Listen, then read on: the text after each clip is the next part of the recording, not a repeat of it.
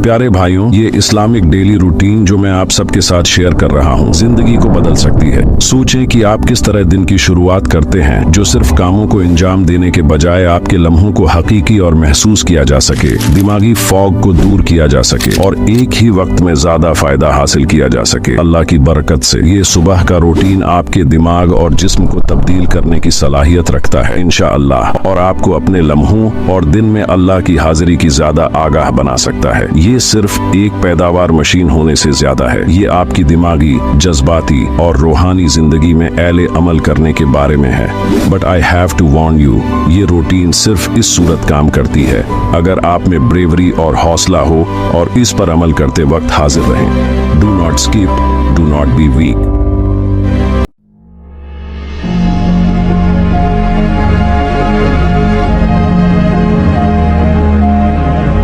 हर किसी को पीछे छोड़ने का वाहिद तरीका सुबह की नमाजों की सूरत में अपने दिन की शुरुआत करना है, और ये मतलब है कि फज्र के वक्त जल्दी से बीदार हों। ये दिन की पहली कामयाबी है। हर रोज फज्र के लिए बीदार होने का मजबूत और प्रज़्म इरादा रखें। इसके अलावा फज्र की नमाज को अदा न करना बड़ा गुनाह है। इसके बजाय अपने मकसद की समझ बनाएं, जल्दी बीदार हों, दिन का सामना करें और खुद को अल्लाह के करीब ले आएं। वो लोग ना बने जो सुबह जल्दी बीदार होने से डरते हैं, अपने गर्म व मरहबत भरे बस्तों से वाबिस्ता। इनमें से बहुत से वजन उठाने वाले वर्जिशी और खिलाड़ी होते हैं जो भारी वजन उठाते हैं और सुबह में भी अपने कोट को उठाने के काबिल नहीं होते हैं। This is the wrong mentality. आपको अपनी आसानी को दुश्वारी के साथ मुवाफिक बनाना चाहिए। अपने आप को सख्त बनाएं और मजबूत करें।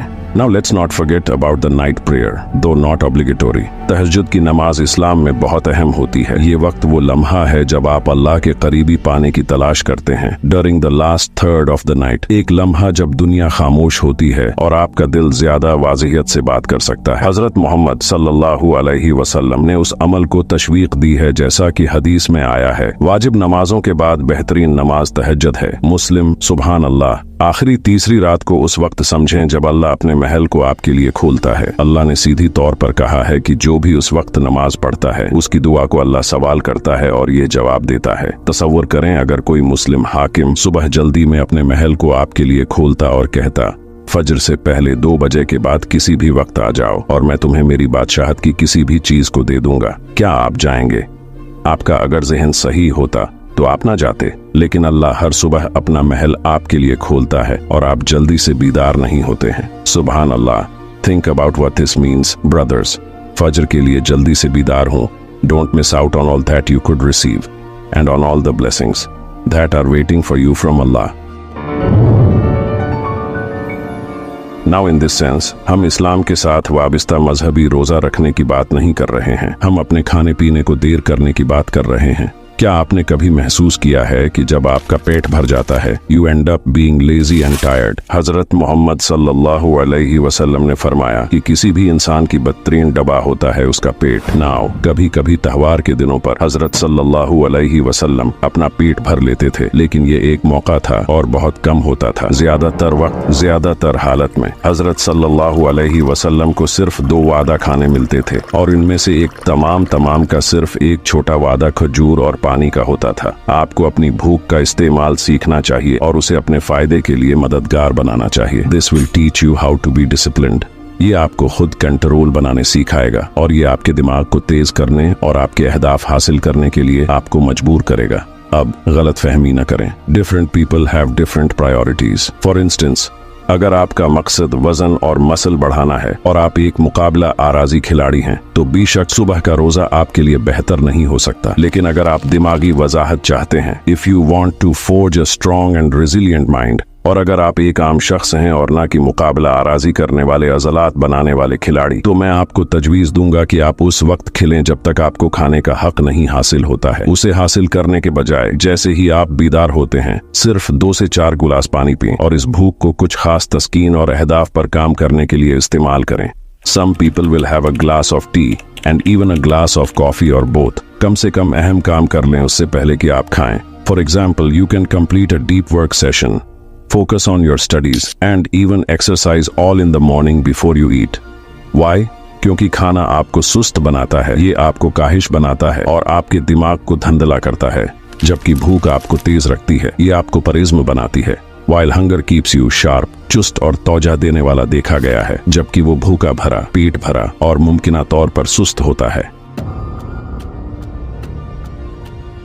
अपने दिन की शुरुआत कुरान के अल्फाज के साथ करना ऐसा है जैसे अपने मंजिल तक पहुंचने के लिए सबसे खूबसूरत सियाहती रास्ते के साथ सफर की शुरुआत, चाहे वो एक आयत हो या पूरी सूरत। कुरान के हर अल्फाज मुकम्मल और ताकतवर मानी रखते हैं आपके रूहानियत के लिए। जब बात कुरान के साथ तामुल करने की आती है तो कुछ लोग समझते हैं कि कुरान की तालीमात को लागू करने के लिए उन्हें अरबी में माहिर होना जरूरी होता है या आलम बनना लाजिमी होता है। This is wrong. You do not have to be a scholar or recite long chapters. सुबह की खामोशी में चंद आयात पढ़ना या सुनना आपकी समझ को गहरा कर सकता है। इसके अलावा उलमा से समझ हासिल करना असली तरीका है ताकि कुरान को वो तरीका समझा जाए जैसा कि सहाबा ने समझा। कुरान बाइबल की तरह नहीं है। हम मुसलमान कुरान की तशरीह मखसूस मानी बना सकते हैं, बल्कि ये मखसूस मानी हैं जो सहाबा ने समझे और नस्लों तक मुंतकिल किए गए हैं, और हमें उन्हें पढ़ना और समझना है कि वो क्या मतलब समझा। उसे समझने के लिए और उससे ज्यादा फायदा हासिल करने के लिए कुरान को देखें और समझें और खुद के मानी और तफसीर बनाने की राह पर न चलें।